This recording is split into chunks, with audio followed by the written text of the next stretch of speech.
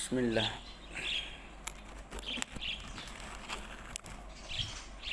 Kita mulakan insyaAllah. Bismillahirrahmanirrahim. Alhamdulillahi Rabbil Alamin. Wassalatu wassalamu ala sayyidil mursalin wa ala alihi wa sahbihi ajma'in. أولا التعلم والتعليم والتذكر والتذكير والنفع والانتفاع والإفادة والاستفادة والحث على التمسك بكتاب الله وسنة رسوله صلى الله عليه وآله وسلم والدلالة على الهدى ابتغاء مرضاته وثوابه وقربه سبحانه وتعالى. السلام عليكم ورحمة الله تعالى وبركاته. Dan insyaAllah pada pagi hari Sabtu ini kita menyambung kembali muzakarah kitab Al-Yaqutun Nafis dengan menggunakan syarah Mu'nisul Jalis yang dikarang oleh guru kita Maulana Syekh Mustafa Abdul Nabi Hafizahullahu Ta'ala.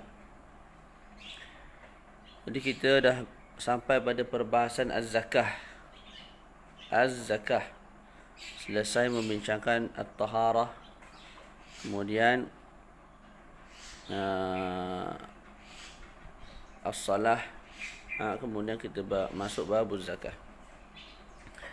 Jadi babuz zakah disebut dahulu sebelum bab puasa dan juga bab haji, kerana musannif mengikut ashabina al-muallifin, para ashab al-Imam Syafi'i bila mengarang memulakan dengan az-zakah, kemudian as-saum, kemudian al-hajj.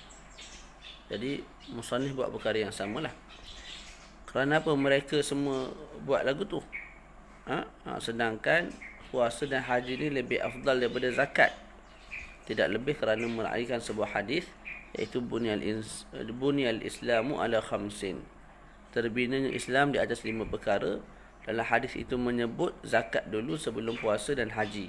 Maka dalam penulisan kitab pun dibuat susunan yang samalah.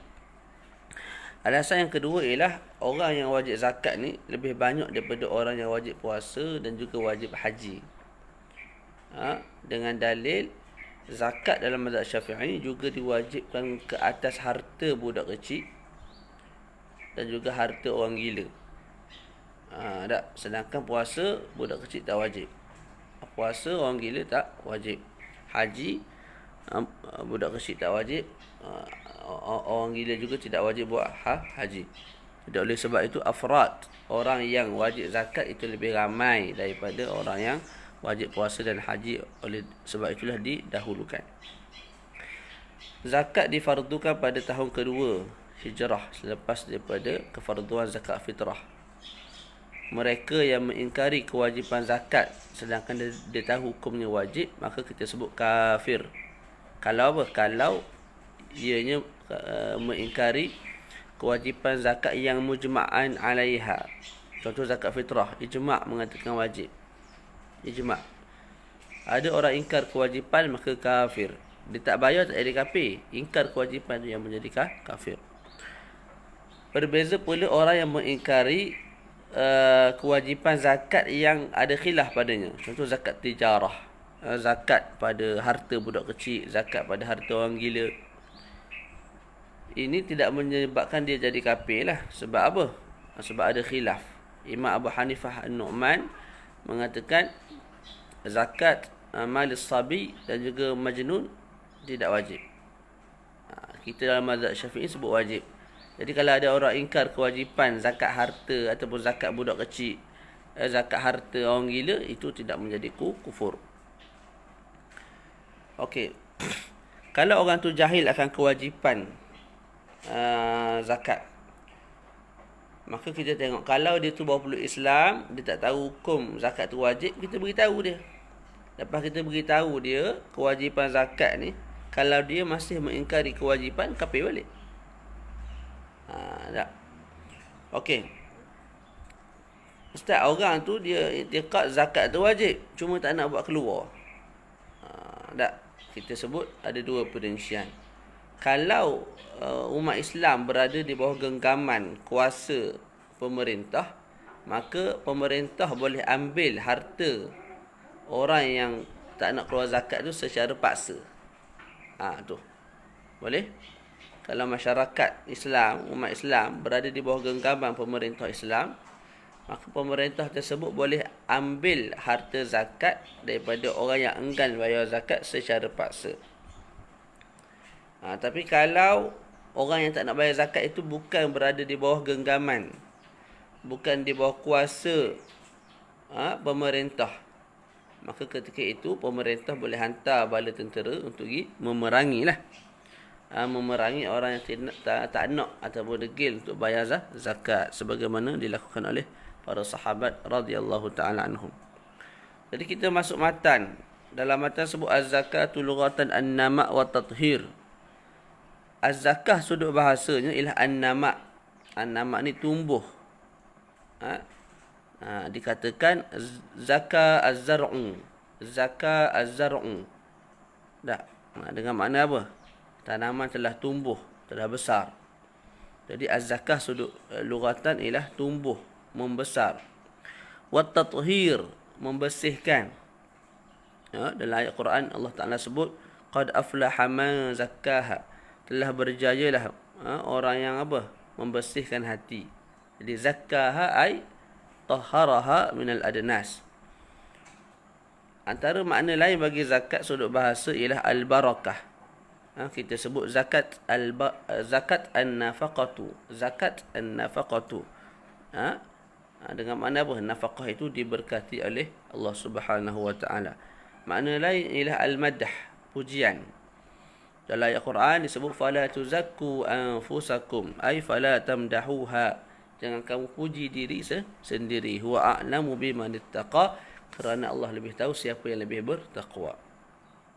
Jadi itu sudut bahasalah. An-nama, at-tathhir, al-barakah wal madah. Dan semua makna bahasa ni ada pada makna syarak.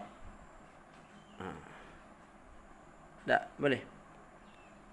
Sebab apa? Bila mana seseorang tu, kenapa dinamakan zakat syar'iyah itu sebagai zakat? Mana zakat tu dinamakan sebagai zakat, tidak dinamakan sebagai puasa, haji ataupun nama-nama lain. Kita sebut az-zakah tu dinamakan dengan perkataan az-zakah kerana apa? Kerana ada hubung kait dengan makna sudut lughawi tadi tu. Sebab bila seseorang tu mengeluarkan zakat, harta dia akan namak, tumbuh dan diberkati. Dalam masa sama dia ada tathhir, dia membersihkan diri dia daripada dosa, sehingga disaksikan akan sahnya iman orang yang mengeluarkan zakat. Begitu juga orang yang keluar zakat akan diberkati. Sebab apa? Sebab orang yang dapat zakat pun akan mendoakan orang yang memberi zakat. Boleh. Okey. Kemudian ada madah. Madah tadilah. Syarak memuji sehingga menyaksikan orang yang keluar zakat tu bisihatil iman. Sudut syara'an ialah wa syara'an ismun limalin yukhraju an malin aw badanin ala wajhin makhsus. Sudut syarak ataupun istilah fuqaha, zakat ni ialah ismun, satu nama bagi limalin, satu nama bagi harta, iaitu satu nama bagi qadar harta yang khusus. Yukhraju an mal, dikeluarkan daripada mal, daripada harta ataupun badan, ala wajh makhsus, mengikut cara yang khususlah. Dan Syekh Mustafa tambah yusrafu li ta'ifatin makhsusah, dan diserahkan zakat itu kepada kumpulan-kumpulan yang khusus, iaitu al-mustahiqun yang akan disebutkan nanti. Boleh? Jadi ismun limalin, satu nama bagi harta, iaitu satu nama bagi qadar yang khusus.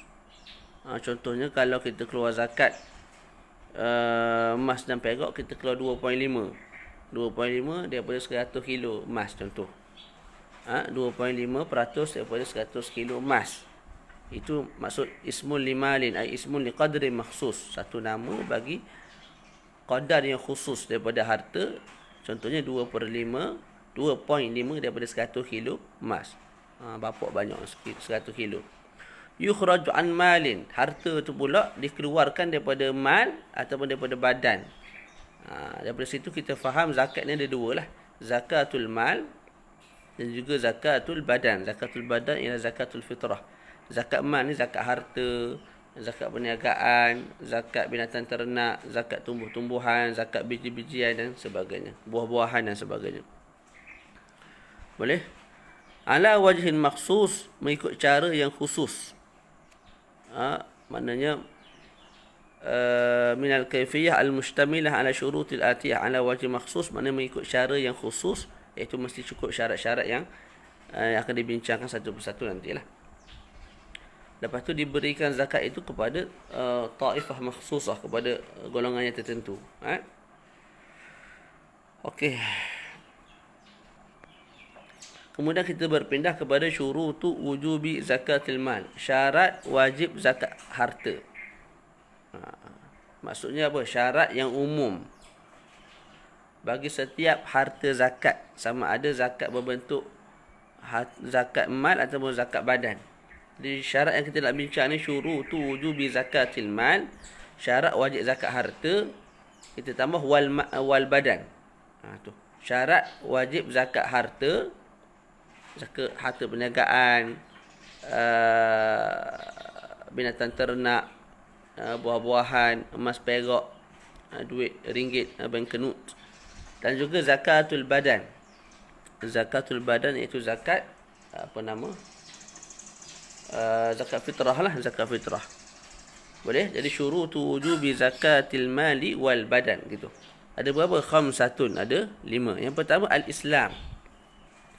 Islam walau fima madha. Islam walaupun pada zaman yang lampau. Jadi wajib zakat ke atas harta orang murtad. Wajib zakat ke atas orang murtad. Wujub mukhatabah. Maknanya perintah untuk mengeluarkan zakat tu tertuju kepada orang Islam, juga tertuju kepada orang murtad. Tu. Boleh? Maka kita sebut, kalau orang murtad itu mengeluarkan harta zakat ketika mana dia sedang murtad, kemudian dia masuk Islam balik, maka kita sebut apa yang dikeluarkan ketika mana dia murtad itu memadai. Mana tak perlu keluar zakat buat kali kedua lah. Kalau dia tidak keluar zakat, contoh si Ali ni tak murtad. Ketika murtad tu dia tak keluar zakat. Ketika sedang murtad dia tidak keluar zakat, sedangkan syarat yang lain dah cukup. Maka harta dia tu kita hentikan dulu. Mauquf. Uqifa maluhu. Kalau dia mati dalam keadaan murtad, maka ketika itu sebenarnya harta dia tu bukan milik dia lagi sejak dia murtad. Sebab apa? Sebab bila seseorang tu murtad, kemudian dia mati dalam keadaan murtad juga, harta dia tu dah jadi fai'. Harta dia dah jadi fai'un untuk orang-orang Islam. Boleh? Okey, kalau dia murtad, ketika murtad dia tak keluar zakat, lepas tu dia masuk Islam balik, maka kita sebut dia kena qada. Kena qada tahun-tahun yang dia tidak keluar zakat ketika mana dia sedang murtad. Jadi kesimpulan dia, orang yang murtad ni, kalau dia keluarkan zakat ketika mana dia sedang murtad, kemudian dia masuk Islam balik, kita sebut harta ataupun zakat yang telah kamu keluarkan ketika mana kamu murtad itu okey, memadai, menggugurkan kefarduan zakat. Satu. Kedua, kalau orang itu murtad kemudian tak keluarkan zakat dan mati dalam keadaan murtad, kita sebut harta dia tu menjadi harta fai', diserahkan kepada Baitul Mal dan diagihkanlah. Kemudian orang murtad, dia murtad dan dia tak keluar zakat ketika mana murtad, kemudian dia masuk Islam balik selepas tu. Contoh dia murtad 2 tahun, maka kita sebut bila dia dah masuk Islam, dia kena qada 2 tahun yang dia tidak keluarkan zakat. Itu bagi kafir yang murtad. Adapun kafir asli, lahir-lahir daripada perut mak, kafir dah. Orang lagu ni tidak wajib zakat ke atas mereka. Tidak wajib secara wujub mutalabah. Maknanya di dunia ni tidak dituntut untuk mereka keluarkan zakat. Dan kalau mereka masuk Islam lepas tu, tak. Kafir asli umur 40 masuk Islam, kita sebut tak perlu qada. Tak perlu qada untuk keluarkan zakat ketika mana zaman al-kufur. Cumanya kalau dia mati dalam keadaan kafir juga, di akhirat dia kekal akan azab, diiqab disebabkan meninggalkan kewajipan zakat, seperti mana dia akan diiqab disebabkan tidak sembahyang, tidak pergi haji dan sebagainya lah. Furu'un syariah tu dia juga akan diiqab. Itu syarat yang pertama, mesti al-Islam walau fi ma madha. Jadi nak wajib zakat bukan mesti Islam bil fa'il. Bukan mesti sekarang ni tu Islam, tak. Walaupun sebelum ni kamu pernah Islam, sekarang murtad, wajib kat kamu keluar zakat juga. Yang kedua, wal hurriyah, merdeka. Kena merdeka. Walaupun merdeka tu separuh. Tak. Jadi saya merdeka penuh lah 100%. Saya wajib keluar zakat. Zaid ni separuh tubuh badan dia merdeka, separuh lagi hamba. Contoh, Zaid ni dibeli oleh saya dan Muhammad.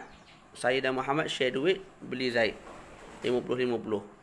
Jadi Muhammad membebaskan bahagian dia. Maka tubuh Zaid ni separuh dah merdeka, separuh masih hamba. Hamba kepada diri saya lah. Saya tuan dia hamba. Tak, okey. Kan dia merdeka separuh, hamba separuh. Waktu dia merdeka dia cari duit. Dapatlah dalam 300 juta. Tak, daripada duit tu dia kena keluarkan zakat 2.5 daripada 300 juta. Boleh walaupun dia hamba apa? Hamba muba'at. Boleh? Okey. Sebab apa? Dia ada hurriyah. Dia ada merdeka walaupun separuh. Jadi kita sebut tidak wajiblah zakat ke atas orang yang hamba penuh. Walad, mudabbar, mukatab ni semua jenis-jenis hamba yang akan dibincangkan pada bab-bab akan datang lah.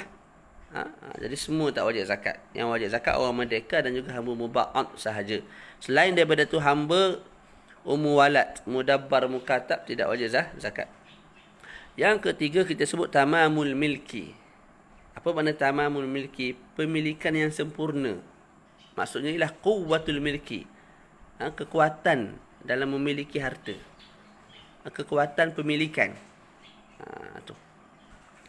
Maka tidak wajib zakat ke atas mereka yang memiliki harta dengan pemilikan yang lemah. Seperti hamba mukatab. Hamba mukatab ni pemilikan dia terhadap harta lemah. Apa hamba mukatab? Saya ada seorang hamba, saya beritahu dia, wahai hambaku yang ku sayangi dan ku cintai, kamu nak merdeka tak? Dia kata nak. Okey, saya sebut, masa aku belimu dulu, aku beli 300, aku belimu dengan harga 100,000. 100,000 sebagai contoh. Jadi kalau kamu nak merdeka boleh, kamu kerja dan kamu segah kepada aku bulan-bulan, contohnya 5,000. Bila habis setiap bulan kamu serah 5,000 dalam tempoh, saya bagi tempoh dia contoh dalam 5 tahun. 5,000 sampailah kamu dah habis bayar 100,000, maka kamu bebas. Jadi dia pun bekerja. Bulan ni dia bayar 5,000, bulan depan 10,000, bulan depan lagi 20,000. Lepas tu bulan depan tu bayar 3,000 je. Lepas tu berdasarkan bisnes kejayaan duit yang dia dapat lah. Okey. Jadi hamba mukatab tu bila dia cari duit, dia dapat duit tak? Dapat duit lah. Dia cari duit, dia dapat duit. Duit yang ada kat tangan dia tu kita sebut milkun da'if, pemilikan yang lemah. Duit yang ada pada hamba mukatab tu dimiliki dengan milkan da'ifan, dengan pemilikan yang lemah. Sebab apa kita sebut harta yang ada pada tangan mukatab itu sebagai pemilikan yang lemah? Sebab boleh jadi dia ni sampai masa tertentu dia tak mampu nak bayar apa yang saya nak. Saya bagi tempoh dia 5 tahun. Contoh bulan-bulan terakhir pada tahun kelima tu dia kata, Ustaz saya tak mampulah nak cari PT. Bisnes akhir-akhir ni merudum. Bila masuk COVID-19 ni saya tak erti dah. Tak erti nak buat kerja dah. Tak. Okey. Jadi dia tak mampu apa? Tak mampu nak sempurnakan bayaran berapa ratus ribu tadi? 100,000 yang saya nak. Maka ketika itu harta yang ada pada tangan dia, contoh kita sebut pada tangan dia ketika itu ada dalam 45,000. Tak? Ketika itu harta tu semua tu menjadi hak milik saya semula. Bukan jadi milik dia tak, malah jadi milik saya. Jadi pemilikan hamba terhadap duit dia tu ialah pemilikan yang lemah. Pemilikan yang lemah. Contoh mudah lagi kita buat macam ni. Kamu Ahmad, kamu bagi aku RM4,000. Bulan ni RM4,000, bulan depan RM4,000. Tak, jadi bulan ni dia cari duit, dia dapat RM2,000, dia bagi saya RM2,000. Bulan depan dia cari duit, dia dapat RM1,800. RM1,800 yang dia ada tu, dia bagi saya pun dia tak akan merdeka. Sebab saya nak RM2,000 sebulan, bukan RM1,800. Jadi RM1,800 tu ada dalam kocek dia, dalam beg duit dia. Tapi milik siapa? Milik saya. Jadi boleh berubah status. Tadi milik kamu, sepatutnya kalau kamu tambah lagi 200, kamu bayar pada aku, kamu bebas. Tapi disebabkan kamu tak boleh nak cari lagi RM200, kamu hanya dapat RM1,800, kamu kena serah RM1,800 kepada diri aku. RM1,800 jadi milik aku, kamu tu pun kekal menjadi hamba aku. Jadi pemilikan si hamba tu terhadap RM1,800 tu pemilikan yang lemah lah. Sebab tu sekejap jadi milik dia, bila dia tak mampu bayar, dia jadi milik saya balik sebagai tuan. Tak, harta hamba mukatab tidak diwajibkan zakat sebab pemilikan dia pemilikan yang lemah.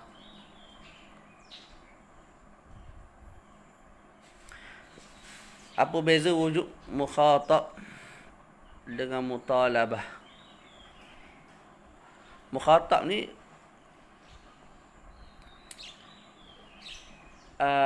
zakat tu, arahan untuk keluarkan zakat tu tertuju kepada si kafir tu. Contoh wa'atu zakah. Wa'atu zakah itu tertuju kepada orang Islam, juga tertuju kepada orang murtad. Tapi tidak tertuju kepada orang yang kafir asli. Itu mukhatabah. Makna dituju arahan tu kepada mutalabah. Kita sebut apa tu, kafir yang asli, wajib apa, fala tajibu alaihi zakah wujud mutalabah. Mana tidak wajib mutalabah, mana tidak wajib mukhatabah, itulah samalah, maksud dia tu sama. Jadi tidak wajib ke atas kafir asli secara wujud mutalabah.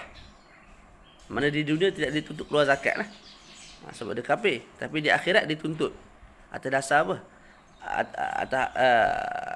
Dengan maksud bila dia mati dia akan diseksa sebab dia tinggal zakat.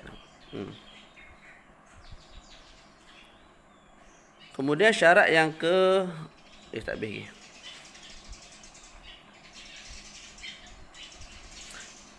Okey, jadi bila kita sebut syarat yang ketiga untuk wajib zakat ialah tamamul milk, pemilikan yang penuh. Maka bila sebut al-milk, terkeluar daripadanya al-mubah. Harta yang mubah itu harta yang tidak dimiliki oleh sesiapa sahaja, tidak diwajibkan zakat. Contoh tanah, tak ada orang milik, tak diwajibkan zakat sebab bukan al-milik, tidak ada siapa-siapa yang milik. Kemudian Syekh Mustafa tambah, wa minal mamluki milkan taman, antara harta yang dimiliki secara sempurna ialah harta budak kecil, harta orang gila, juga harta orang yang dimahjur alaih disebabkan safah, disebabkan safih. Tak? Contoh anak saya yang bernama Muhammad Said Ramadan dihadiahkan oleh datuk dia sejumlah wang sebanyak RM1 juta. Contoh. Tak? Maka anak saya jadi kaya, dapat RM1 juta. Apaknya tak apa nak ada piti. Jadi kita sebut wajib zakat. Harta budak kecil tu wajib zakat. Siapa buat keluar zakat? Siapa yang wajib mengeluarkan zakat tu? Saya lah wali. Saya sebagai ayah keluarkan 2.5 daripada RM1 juta setiap tahun. Tak? Itu pun kalau saya ni jenis mazhab Syafi'i lah, yang menganggap, yang beriktikad wajib zakat ke atas harta budak kecil. Kalau saya orang yang bermazhab Hanafi, anak saya ada RM1 juta, tak cukup setahun pun saya tak wajib keluar zakat. Sebab apa? Mazhab Hanafi tak wajib keluar zakat bagi harta budak kecil. Boleh? Tu. Jadi anak saya dapat RM1 juta, cukup setahun saya yang keluarkan 2.5 daripada RM1 juta tersebut. Okey, kalau saya tak keluarkan, maka anak saya itu sendiri, Muhammad Said Ramadan, bila dia dah balik, dia wajib keluarkan zakat. Mana dia kena qada tahun-tahun yang sebelum-sebelum ni lah. Itu pun kalau dia sendiri pun beriktikad dengan mazhab Asy-Syafi'i. Kalau dia bertaklid dengan pandangan Imam Abu Hanifah dan Nu'man, tak, maka tidak wajib jugalah anak saya itu mengeluarkan zakat. Maknanya tak wajib dia keluar zakat pada zaman-zaman yang dia masih kecil. Dah balik tu wajib zakat lah masa zaman dia kecil tu. Contohlah kita sebut dia dapat duit tu pada umur dia 14 tahun. Dah 15 dah balik. Jadi setahun lah sepatutnya dia kena keluar zakat. Kita sebut tak wajib lah kalau dia ikut ataupun dia taklid pandangan mazhab Imam Hanafi. Tapi kalau dia ikut mazhab Syafi'i, dia kena keluar zakat lah. Itu kalau saya tak keluarkan, maka dia sendiri yang kena keluarkan zakat bila dia dah balik. Faham tak? Kemudian antara pemilikan yang dianggap sebagai pemilikan taman aidan ialah hutang. Contoh, saya dalam bank ada 50,000. Ada 100,000. Kemudian Ustaz Hakim datang minta hutang. Dia nak berhutang, dia nak pinjam duit saya 50,000. Jadi saya buat keluar duit daripada bank, saya bagi dia 50,000. Ataupun saya transfer. Boleh. Jadi baki duit yang ada dalam bank saya 50,000 lah. Ataupun contoh tak berapa nak kena, kita tukar contoh. Sekarang ni nisab apa dalam 20,000 tak? Kita sebutlah nisab hari ni bank kenut RM2 ni 20,000. Boleh? Jadi dalam bank saya ada dalam 30,000. Ada dalam 30,000. Itu sahaja duit yang saya ada lah. Lepas tu datang Ustaz Hakim, dia kata, Ustaz, saya nak pinjam duit sikit boleh? Saya nak buat muka beli rumah. Nak berapa? Saya nak dalam 20,000 Ustaz. Duit aku pun ada 30, dia nak ambil 20. Tak. Maka saya pun dengan rela hatinya, sebab saya jadi orang baik, tak boleh tengok orang susah, contohlah. Saya pun bagi ke Ustaz Hakim ni 20,000 pinjam. Boleh? Jadi dalam bank saya ada 10,000. Sebab apa? Sebab 20,000 yang lain telah dipinjam oleh Ustaz Hakim. Cukup setahun. Lebih kurang lah dalam 20,000, 19,000 lebih nisab tahun ni. Cukup setahun, saya wajib zakat tak? Cukup setahun, saya wajib zakat ataupun tidak? Boleh jadi orang faham tak wajib zakat. Sebab apa? Sebab duit saya hanya ada 10,000 dalam bank dan 10,000 itulah yang kekal setahun. Kita sebut wajib zakat. Sebab apa? Betul dalam bank saya ada 10,000. Tapi ada lagi 20,000 duit saya yang ada pada tanggungan Ustaz Hakim yang belum dia bayar pada diri saya. Walaupun duit tu ada pada dia. Boleh? Jadi saya wajib zakat. Saya wajib zakat. Ustaz, duit tu ada pada Ustaz Hakim, dia tak bayar lagi. Jadi balalah nak bayar sekali dengan duit yang ada pada orang lain. Maknanya saya ada 10,000, 20,000 lagi Ustaz Hakim belum bayar pada diri saya. Dia tak bayar hutang lagi. Jadi saya nak buat keluar tu 2.5 daripada 30,000 ke 2.5 daripada 10,000. Kita sebut saya kena keluarkan 2.5 daripada 30,000 kalau Ustaz Hakim bayar hutang. Boleh, Ustaz Hakim bayar hutang pada saya. Maknanya saya sebelum saya keluar zakat tu Ustaz Hakim bayar 20,000 sedebuk.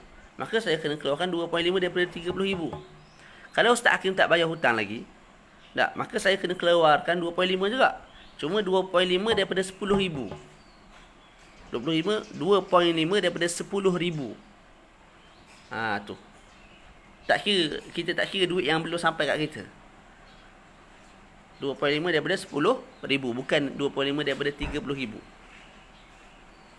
Boleh. Jadi duit 20,000 pada Ustaz Hakim tu, dia membantu untuk mencukupkan nisab. Saya ada 10,000, cukup nisab tak?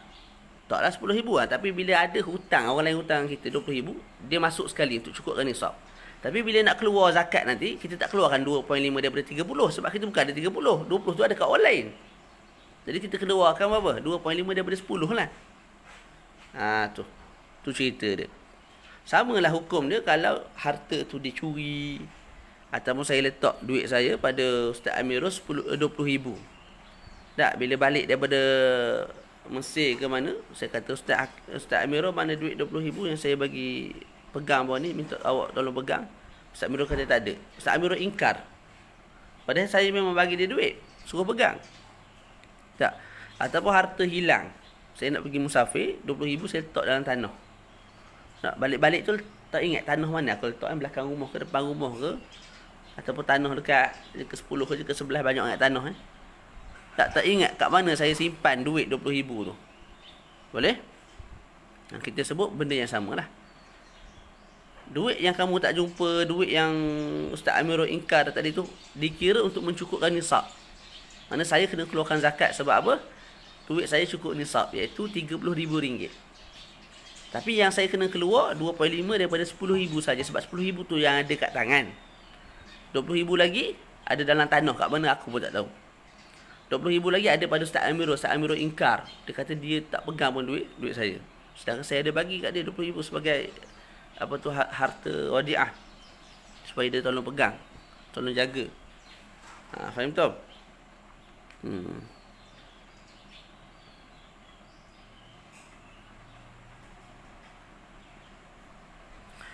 Boleh?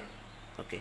Kalau saya ada 100,000 dan 100,000 tu saya simpan dalam tanah, lepas tu saya lupa kat mana saya letak. Berlalu setahun, maka wajib zakat tak? Wajib zakat. Keluar berapa? 2.5. Ustaz nak keluar lagu mana duit tu tak tahu kat mana. Kena faham elok. Wajib zakat tu wajib zakat, tapi nak keluarkan betul tu tak wajib kamu laksanakan, melainkan duit tu dah kembali kepada diri kamu. Tu. Boleh? Maknanya selepas 2 tahun baru jumpa duit tu. Maka ketika itu barulah wajib keluarkan duit tu. Tahun lepas wajib tak? Wajib. Tahun lepas sebab saya ada 100,000 dalam tanah, tak jumpa kat mana saya letak. Jadi yang tahun lepas saya kena qada tahun ni. Yang tahun ni lah. Faham tak? Syarat yang keempat ialah at-ta'yin. At-ta'yinu lil malik. Harta tu mesti dimiliki oleh seseorang secara tertentu. Maka tidak wajib zakat harta pemilik yang tidak tertentu. Contoh harta kerajaan. Harta kerajaan milik siapa? Milik PM ke milik rakyat ke milik siapa? Rakyat tu pula ramai. Harta kerajaan milik Perdana Menteri ke milik timbalan ke milik siapa? Allah alam. Maka tak wajib zakat pada harta kerajaan, walaupun balagha ma balag, 400 juta ke 1 bilion ke berapa bilion pun tak wajib. Begitu juga tidak wajib zakat hasil daripada harta hasil. Contoh macam ni.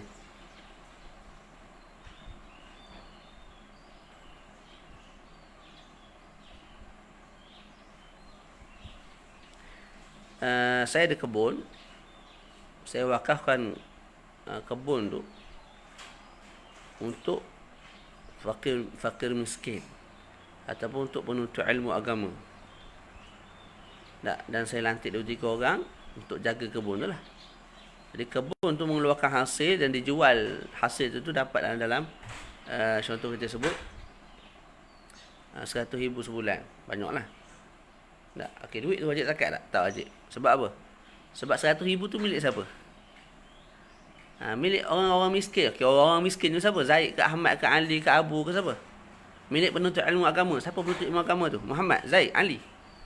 Jadi tidak khusus.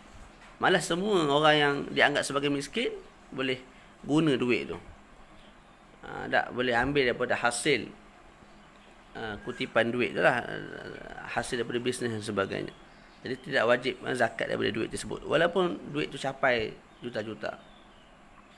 Tapi kalau saya wakaf kepada orang tertentu, contohnya saya wakafkan kebun ni untuk Zaid, lepas tu kebun tu mengeluarkan hasil, dijual dan sebagainya, cukup syarat, wajib zakat lah. Sebab apa? Harta diwakafkan kepada orang tertentu. Saya wakafkan duit saya ni atau kebun saya ni untuk 3 orang miskin. Zaid, Muhammad, Ali. Tak, maka wajib zakat ketika itu. Sebab apa? Pemilikan itu kita tahu milik siapa, 3 orang tu. Berbeza dengan tadi tak tahu siapa dia milik. Okey. Dan yang rajih dalam mazhab ialah tidak wajib zakat ke atas harta yang diwakafkan kepada imam masjid. Selagi mana orang yang mewakafkan itu tidak berniat individu tertentu. Imam masjid ni, imam masjid jengka 10 ke, jengka 11 ke, jengka 12 ke, jengka 14 ke, Kuantan ke, Baluk ke, Selangor ke, KL ke mana? Wallahu a'lam. Secara umum begitu. Maka siapa pemilik harta tu? Tak tahu, ghairu maklum, maka tak wajib zakat. Tu yang rajih lah. Melainkan kalau kita wakafkan kepada Zaid yang menjadi imam masjid di jengka 14 contoh, tu wajib zakat lah sebab dah tertentu, ada ta'yin.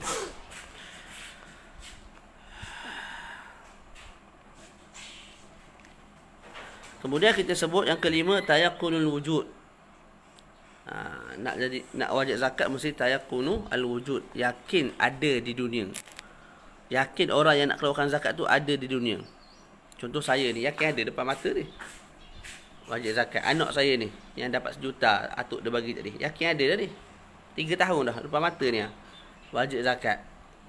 Tak, maka mereka yang tidak yakin ada di dunia, contoh harta yang diwakafkan, okeylah, harta yang diwakafkan kepada si janin, contoh ada baby dalam perut, tak, kita sebut aku wakafkan 300 juta untuk si baby ni.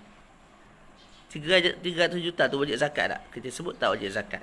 Sama ada baby tu keluar dalam keadaan hidup ataupun keadaan mati. Boleh? Jadi baby tu keluar dalam keadaan hidup, duit 300 ribu tu, 300 juta tu tak wajib zakat.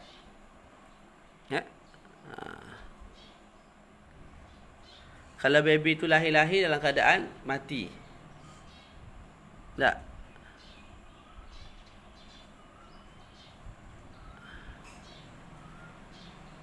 juga duit tersebut tidak wajib zakat. Allah a'lam. Kemudian kita pindah kepada ma tajibu fihi zakah minal amwal. Nak bincang perkara-perkara yang wajib padanya zakat. Harta-harta yang wajib padanya zakat. Okey, sebelum ni kita sebut zakat tu ada 2 lah. Zakatun an badan, zakat fitrah. Yang kedua zakat harta. Zakat harta tu pula ada 2 bahagian. Zakat yang berkait dengan qimah, dengan nilai. Contoh zakat urudut tijarah. Saya jual kereta, jadi saya ada gudang yang letak kereta. Ada kereta Saga, kereta Persona, macam-macam jenis kereta lah, BMW. Jadi bila cukup setahun, apa yang saya wajib keluarkan? Adakah saya wajib keluarkan kereta BMW itu sebagai zakat? Ataupun saya kena keluarkan 2.5 daripada nilai keseluruhan harta saya beserta dengan untung?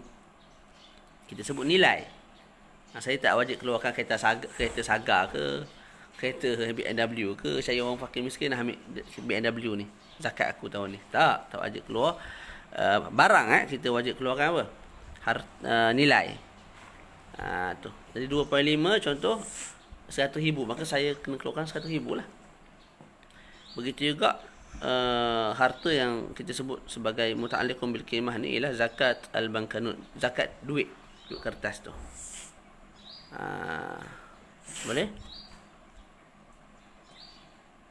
Ini mungkin orang macam keliru sikit lah. Saya ada 200,000. 200,000 tu cukup nisab lah. Cukup. Lepas tu dah habis tahun, saya kena keluarkan 2.5 daripada 200,000. Okey, persoalan dia, adakah 2.5 daripada 200,000 tu saya mesti ambil daripada 200,000? Contoh depan saya ni ada 200,000. Adakah mesti saya ambil 2.5 daripada 200,000 daripada duit tu juga, kumpul-kumpul bagi orang fakir miskin, ataupun saya boleh ambil duit lain? Tu soalan. Boleh ambil duit lain. Contoh saya pinjam, Ustaz Amirul pinjam sikit duit, contohlah 2.5 daripada 200,000 apa? Ah, berapa? 100,000. 2.5 daripada 100,000, 2,500 tak? Jadi 2.5 daripada 200,000, 5,000 lah. Jadi saya wajib keluarkan 5,000. Depan saya ada 200,000. Adakah saya mesti ambil 5,000 daripada duit tu juga? Tak. Saya telefon Ustaz Amir. Ustaz Amir dah pinjam 5,000. Ustaz Amir pun datang jumpa rumah saya, dia bagi 5,000 sedebu. Saya ambil duit 5,000 Ustaz Amirul tu. Saya ambil 5,000 duit yang Ustaz Amirul bagi tu. Depan saya ada 200,000 ni.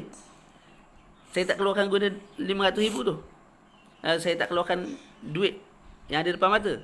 Saya ambil 5,000 yang Ustaz Amirul bagi. Saya pun keluarkan zakat. Jadi sebenarnya duit yang saya keluarkan tu berdasarkan nilai, kimah nilai.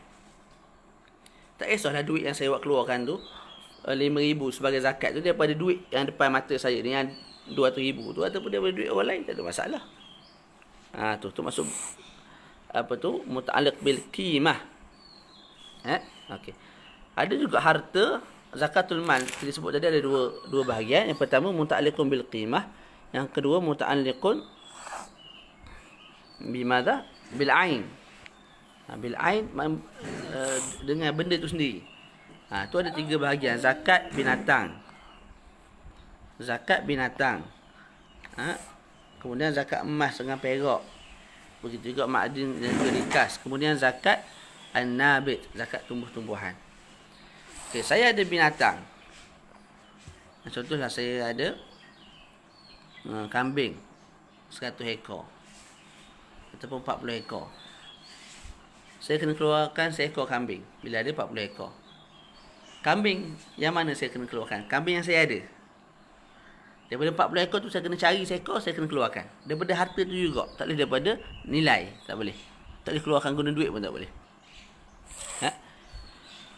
Okey. Maka Syekh pun sebut tajibu zakatu fi sittati minal amwal. Jadi bila dah tahu mukadimah yang saya bawa tadi, maka ketahuilah olehmu, wajib zakat itu pada 6 perkara daripada harta-harta. Pertama, harta yang kita wajib zakat ialah an-na'am. An-na'am ni ialah binatang ternak lah. Yang pertama, apa binatang ternak? Jamal, ibil, unta. Unta sama ada 2 bongkol dia tu, ataupun ada 1, tak kisahlah apa-apa jenis unta wajib zakat. Bakar, lembu. Begitu juga kerbau. Lembu ni sama ada lembu liar ke lembu tak liar ke yang kita bela. Lembu apa jenis sekalipun tak wajib belaka.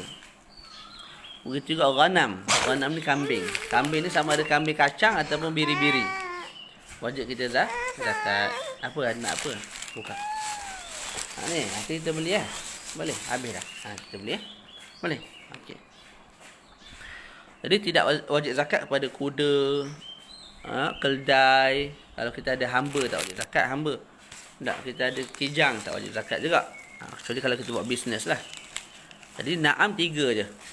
Lembu, kambing, unta. Wan naqdain. Harta yang kedua yang kita wajib zakat ialah naqdain. Naqdain ni ialah emas dan perak. Emas dan perak ni walaupun yang belum dibentuk. Ada emas yang dah dibentuk jadi dinar, duit dinar. Begitu juga perak yang dah dibentuk jadi duit perak, bulat comel tak? Ada yang masih dalam bentuk apa? Kita panggil apa? Tak ingat nama. Allah, semua nak duduk sini. Kenapanya? Pergi dah masuk dalam lah.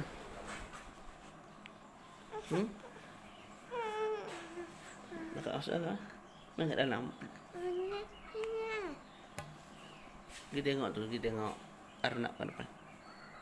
Nanti habis belanja dia nak. Nak pergi main dengan kakak dulu.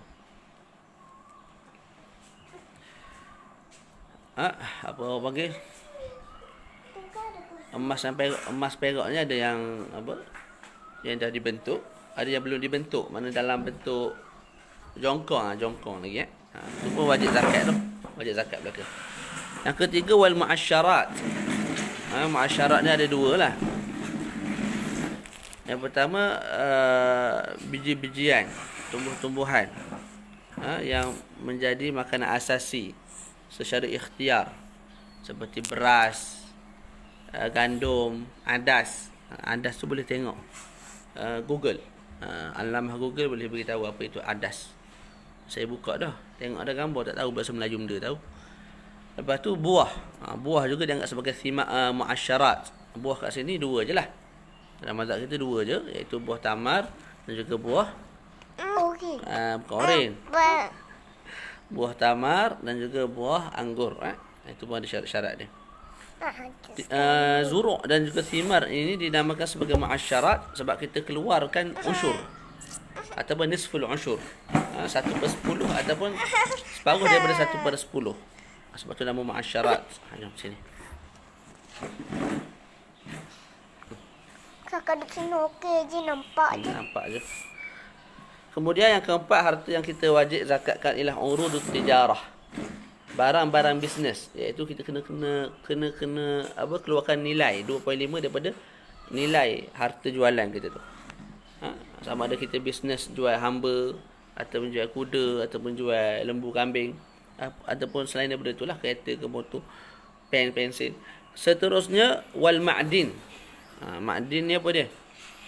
Harta yang kita cari daripada dalam bumi.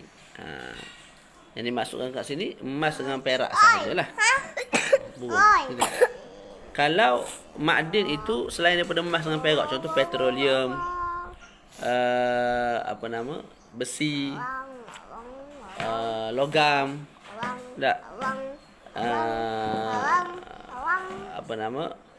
petrol, itu tak wajib zakat lah. Yang wajib zakat ialah al-ma'din sahaja.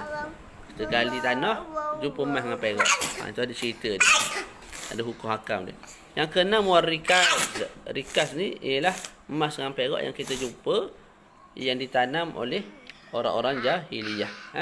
Okey, itu akan datang satu persatu perbahasannya. Jadi kita masuk dulu hari ini syurutu wujubi zakatin na'am.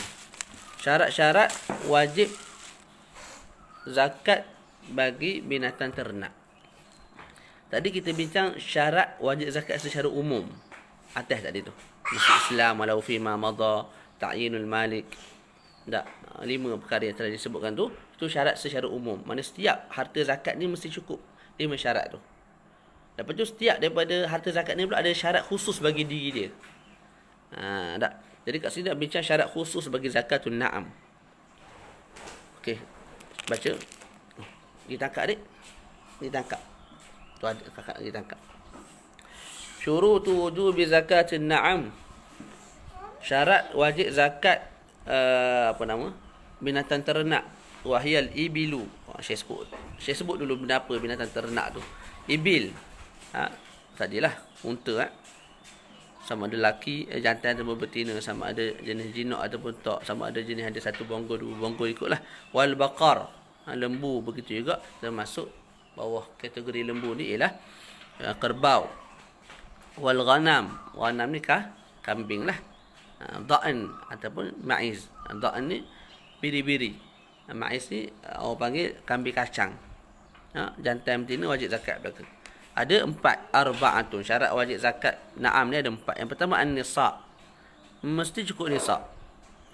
Contohnya kalau ibil, mesti saya ada 5 ekor. Contoh saya ada 4 ekor je unta. Wajib zakat tak? Walaupun dah masuk setahun, 2 tahun, 3 tahun, 4 ekor tu je ada, tak wajib zakat. Lembu mesti ada 30 ekor sekurang-kurangnya. Jadi kalau saya ada 29 je, beli hak tu 29 ekor tu je ada. Tak wajib zakat.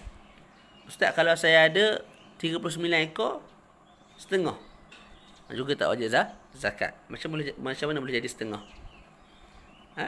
Saya jual setengah. Saya ada 40 ekor. Setengah daripada seekor ni saya jual pada orang lain. Jadi dalam seekor tu, separuh milik saya, separuh milik orang lain. Tak secara syuyuk. Itu juga tidak wajib zakat. Yang kedua, wal haul. Al haul. Apa haul? Maknanya berlalu 1 tahun penuh dalam keadaan nisab itu ada dengan saya. Mana tadi kita sebut sekurang-kurang lembu nak wajib zakat mesti saya ada berapa ekor? 30. 30 tu mesti ada dengan saya daripada awal tahun sampailah akhir tahun mengikut tahun Islam. Boleh? Mengikut kalender Hijri lah. Daripada awal tahun sampai akhir tahun. Jadi kalau tak ada setahun, berkurang. Contoh, dah 8 bulan, ada orang nak beli seekor lembu. Dia nak buat kahwin anak dia. Saya jual lah. Tak. Jadi tak ada 8 bulan dah. 3-4 bulan lagi cukup dah setahunnya. Bila ada orang beli, maka terputuslah haul. Bila nak start haul balik? Bila saya ada 40 ekor balik lah. Sekali 39 je. Padan bela gitu je lah. Dia tak kira hari pertama, hari kedua tak. Padan bela gitu je sebab tak cukup nisab. Contohlah, lepas seminggu lahir seekor lagi. Cukup 40 ekor. Bila cukup 40 ekor tu baru kita kira hari pertama, hari kedua. Hari pertama balik. Bukan sambung yang 8 bulan tadi, tak. Hari pertama balik sampailah cukup setahun. Ustaz, tak cukup setahun ada pula orang beli seekor lagi. Terputus balik haul. Tak wajib zakat. Tu. Boleh. Jadi dalam bila bincang masalah ni, orang akan tanya, Ustaz, kalau mengelak, sengaja jual tak untuk lari daripada zakat. Saya ada 40 ekor kambing. 40 ekor apa? Kambing. Sepatutnya bila cukup setahun wajib keluar seekor kambing. Sekarang ni tak, beberapa hari lagi nak cukup setahun, saya pun jual seekor kambing kepada anak saya. Jadi terputuslah haul, tak wajiblah zakat. Tujuan saya buat tu apa? Kalau saya buat tu memang nak lari daripada zakat, dalam mazhab kita sebut makruh, tak haram, makruh. Tapi kalau ada hajat, memang saya nak guna duit, segera saya jual lah. Pada anak saya dapat duit. Lepas tu saya pun guna duit tu. Nanti bila saya dapat ada duit yang lain, saya beli balik kambing yang saya jual kat anak saya tu. Tak, tu kerana hajat. Bila kerana hajat, tidak makruh lah perbuatan tu. Tak, selamat daripada zakat dah hukum tidak makruh. Tapi kalau memang tujuan nak lari daripada zakat, kita sebut makruh hukum dia, tak haram. Yang ketiga, isamatuha. Isamatuha. Ni ada syarat dia. Isamah ni apa dia? Isamah ni maknanya pemilik kambing, saya ni Salah bin Abdul Aziz ni, pemilik 40 ekor kambing. Tak. Saya seorang mukallaf dan saya tahu 40 ekor kambing tu ialah milik saya.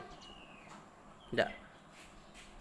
Maka ketika mana saya seorang mukallaf dan saya tahu 40 ekor kambing itu milik saya, ketika itu saya bawa kambing setiap hari dalam setahun ke padang ragut. Ke padang ragut yang tidak dimiliki oleh sesiapa, dan binatang saya makan kenyang di padang ragut tersebut. Itu mana isamah. Isamah ni maknanya kita bawa kambing kita 40 ekor tu. Kadang-kadang kita ni seorang mukallaf dan kita tahu kambing-kambing itu milik kita. Kita bawa kambing-kambing kita tu daripada hari pertama sampailah habis tahun. Kita bawa ke padang ragut yang tidak dimiliki oleh sesiapa. Jadi kita tak bawa keluar kos lah.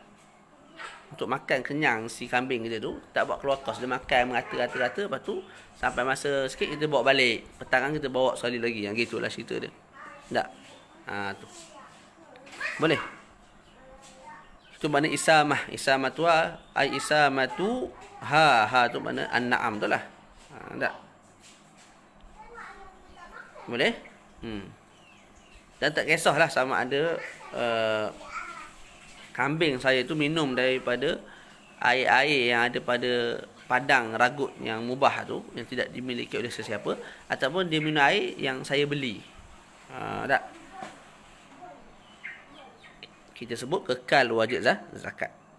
Jadi daripada penerangan saya tu kita fahamlah apa yang kita fahamnya. Mesti saya yang bawa kambing tu pergi ke padang ragut. Kalau kambing saya jenis IQ tinggi, dia periksa dia markah tinggi dia. Jadi nak pergi padang ragut tu dia pergi sendiri dah. Dia hafal dah ikut lorong mana, pusing kanan, masuk round, dia tahu dah. Tempat nak pergi ambil makanan tu, padang ragut tu tahu dah kat mana tempatnya. Dia pergi sendiri. Saya tak bawa, maka tak wajib zakat. Sebab apa? Bukan saya yang bawa pergi ke padang ragut. Saya mesti bawa dan saya lepaskan dia di padang ragut. Itu bawa wajib zakat. Ataupun orang lain yang tolong bawa, anak saya ke, hamba saya ke, bukan saya sendiri. yang tolong ataupun orang asing. Kat sini yang anak dengan hamba tu Allah alam tu, sebab dia tu bawah saya juga. Tapi yang confirm je kalau contohlah 40 ekor tu dicuri oleh seseorang ataupun dibeli oleh seseorang tapi dibeli dengan syarat yang fasid sebab tak cukup syarat. Tak, ketika itu al-ghasib tu, perampas tu yang mengampas kambing saya tu, dia bagi makan setiap hari lah. Isamah tu, tak dia bawa ke badan ragut. Ketika itu tak wajib juga kepada saya bagi zakat, keluar zakat. Sebab tu milik saya, sebab dia curi. Milik saya tak. Jadi adakah saya kena keluarkan seekor? Sebab 40 ekor tu cukup pula cukup setahun. Kita sebut tak wajib sebab apa? Sebab yang bawa pergi makan tu bukan saya, malah pencuri tu sendiri. Begitu juga tak wajib zakat kalau saya yang bawa binatang tu pergi meragut, tapi saya ni tidak mukallaf, maka tak wajib zakat lah. Ataupun saya mukallaf tapi saya tidak tahu yang kambing tu milik saya. Macam mana gambarannya? Saya ni pekerja membela kambing 40 ekor. Lepas habis tahun, barulah saya tahu rupanya kambing yang aku duduk bela ni kambing aku sendiri. Sebab apa? Aku mewarisi daripada pemilik. Pemilik tu dah mati dalam setahun dah. Jadi saya membawa kambing saya sendiri ke padang meragut dalam keadaan saya tidak tahu itu kambing saya. Tak, selepas setahun baru tahu, maka kita sebut tak wajib zakat juga. Boleh? Jadi banyak syarat tu. Syaratnya apa? Mesti yang isamah tu al-malik. Malik tu mesti mukallaf. Malik tu mesti tahu kambing tu milik dia. Lepas tu mesti meragut tu di kalain mubah. Fi kalain mubah. Mana kalau kita bagi makan minum pada kambing.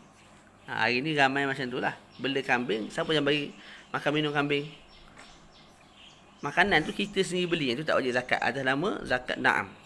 Tapi boleh jadi wajib zakat atas nama zakat perniagaan kalau dia jual kambing tu. Jadi kita sebut tadi mesti isamat wa kullal haul. Kullal haul ni setahun lah. Macam mana kalau tidak diisamahkan di kalain mubah selama setahun? Maka kita tengok. Terus setahun macam ni. Dalam setahun tu kita lepas di padang ragut lah. Tak, cuma ada hari-hari kita bagi makan sendiri. Makanan tu modal dia daripada duit, daripada poket kita sendiri. Tak. Atau kita beli, apa dia sebut dah, kita beli. Maka kita katakan kalau kita bagi makan dalam satu tempoh yang binatang tu tak boleh hidup. Contohnya apa? Kita bagi makan 4 hari 4 malam. 4 hari 4 malam ni kalau binatang tu tak makan dia mati. Binatang adik binatang 4 hari 4 malam kalau kita tak bagi makan dia akan mati.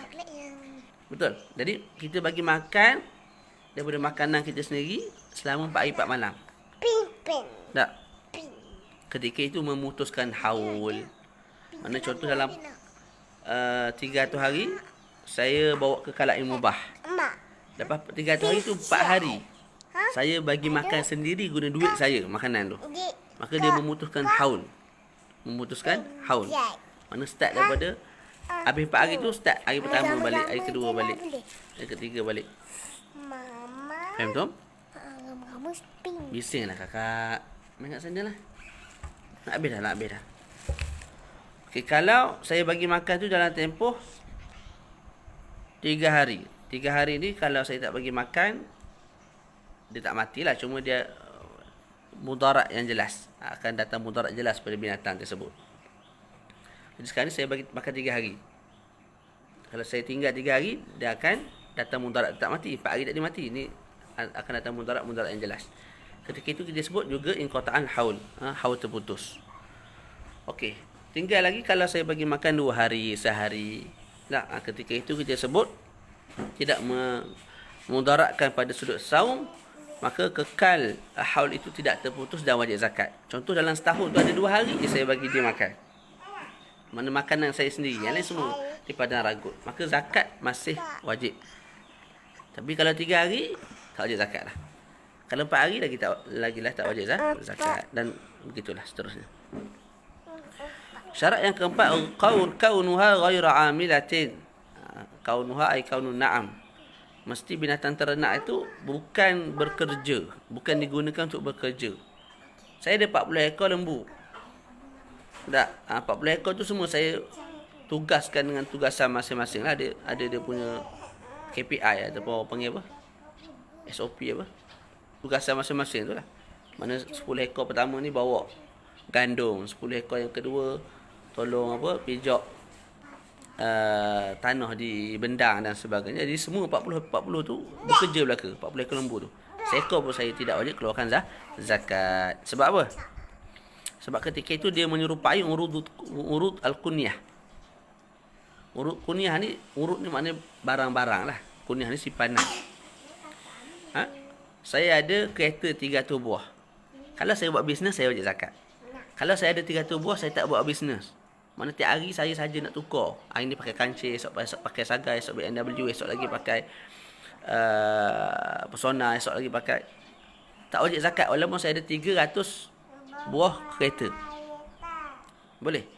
Jadi 300 buah kereta tu saya tak wajib zakat. Sebab apa? Saya simpan untuk kegunaan saya. Maka begitu juga kat sini. Binatang tu menyerupai urudu al-kunyah. Dia menyerupai kereta tadi tu.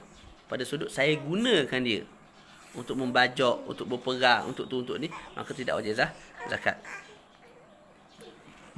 Tu. Ayo, berapa jam? Saya nak habis. Kita start berapa tadi? Kita start berapa tadi? 7.40, 8.40. Baca sikit. Taklah. Kakak pergi masuk dalam. Kakak minta tu cerita dekat Manik.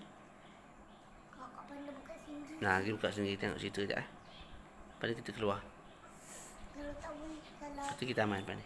habis bateri tak payahlah tengok.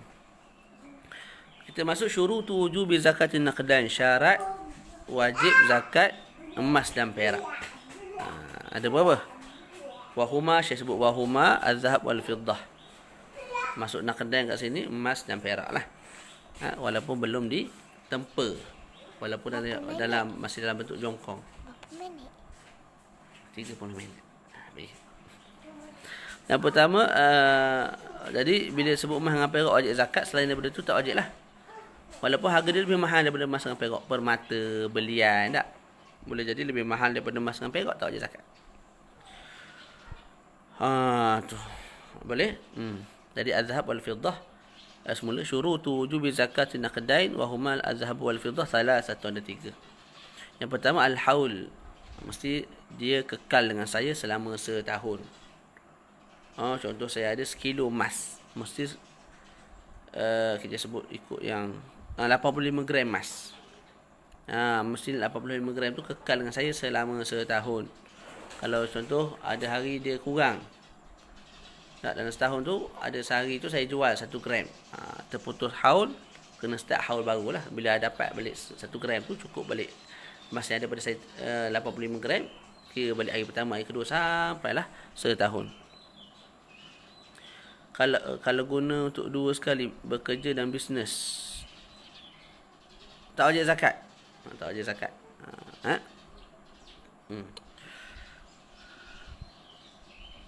Bekerja dan bisnes. Yang kita bincang tadi tu, Ustaz Hakim, zakat an-na'am. Zakat binatang ternak.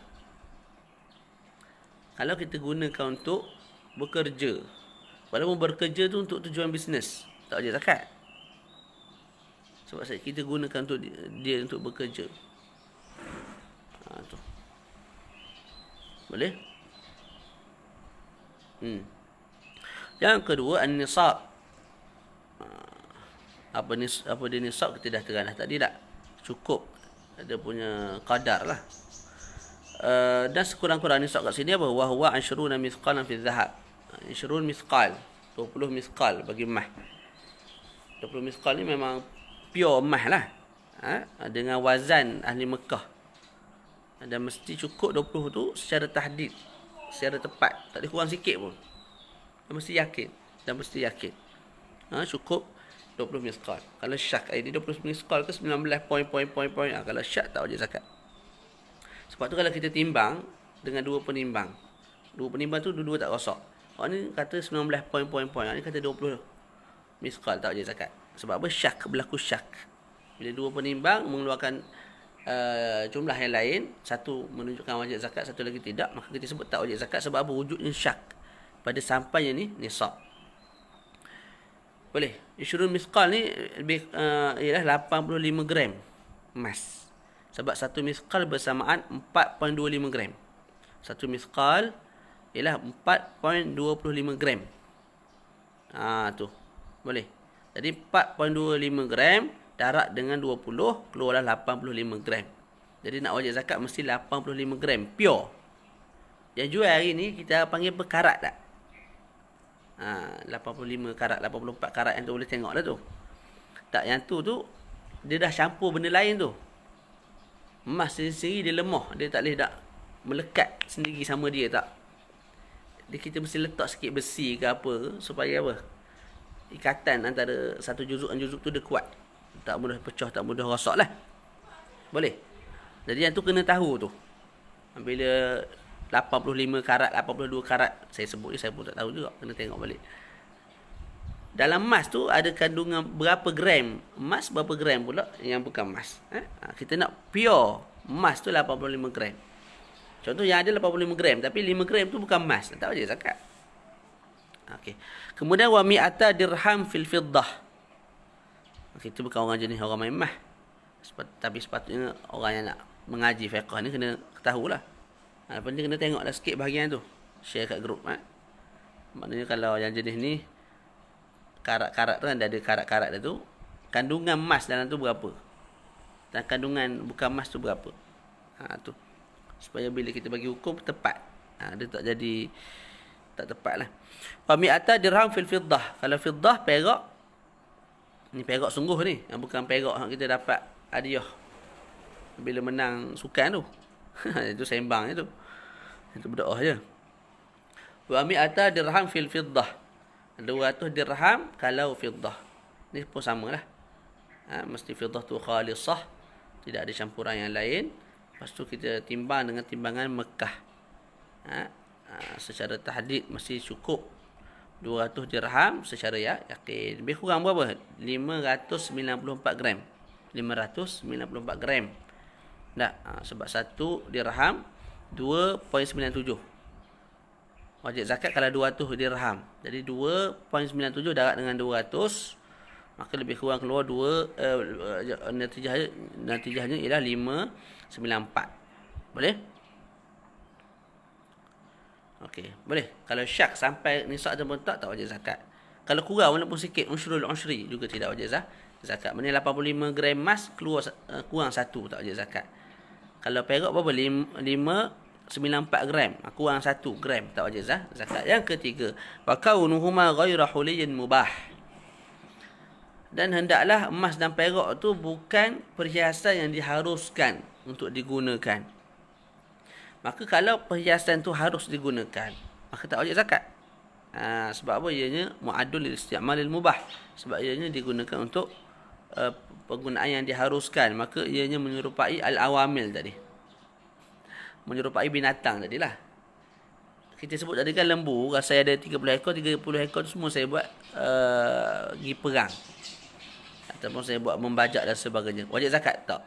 Jadi kat sini kalau saya guna emas tu, perempuan tu gunakan emas tu pakai dekat dia punya tangan, maka menyerupai lembu tadi. Lembu wajib zakat tak? Sini pun tidak wajib zakat. Lembu tu pula menyerupai urudu al-kunyah. Gitu. Kias. Okey. Boleh? Jadi kita sebut mesti bukan perhiasan yang diharuskan syarak. Kalau perhiasan yang diharuskan oleh syarak, maka tak wajib zakat. Tapi dengan beberapa syarat? 3 syarat. 3 syarat untuk dikatakan, mesti cukup 3 syarat untuk dikatakan emas dan perak yang digunakan untuk perhiasan perempuan tu, tak, tidak wajib zakat. Tu dia. Boleh tak? Tu. Boleh. Apa dia yang pertama ialah ay ya'lama bihi malikuh. Pemilik emas dan perak tu tahu tu milik dia. Tak. Contoh mak kita pakai emas. Contohlah 85 gram. Habis tahun, 2 tahun tak pernah keluar zakat pun. Sebab apa? Cukup syarat dia tahu tu emas dia. Kalau tak tahu itu emas dia. Tak. Contoh adik kita. Ataupun kita sebutlah Zainab. Zainab ni dia pakai emas. Emas tu dalam, kita sebutlah dalam 100 gram. Ni 50, ni 50 kan. Okey. Emas apa tu? Emas mak dia. Emas mak dia. Okey. Milik mak dia lah maknanya. Lepas tu dua orang ni duduk jauh lah. Seorang duduk Mesir belajar agama kat sana. Seorang lagi duduk Malaysia. Lepas tu zaman pula zaman teknologi tak ada. Tak. Ataupun teknologi tak ada, jadi tak berhubung apa semua. Rupa-rupanya mak dia dah mati dalam setahun dah. Mak dia dah meninggal dalam setahun.